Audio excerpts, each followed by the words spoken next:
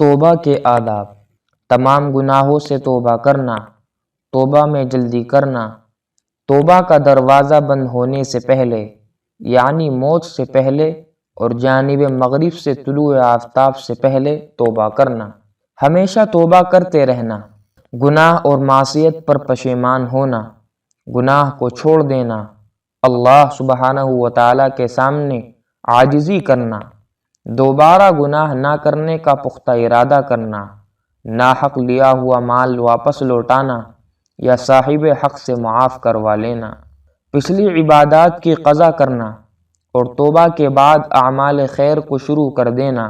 توبہ کے بعد اچھے اعمال کرنا یہ برائیوں کو ختم کر دیتے ہیں۔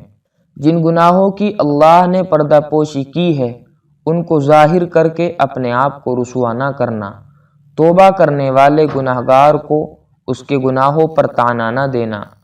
اللہ سے دعا ہے کہ اللہ تعالی ہم سب کو ان تمام باتوں پر عمل کی توفیق عطا فرمائے، آمین۔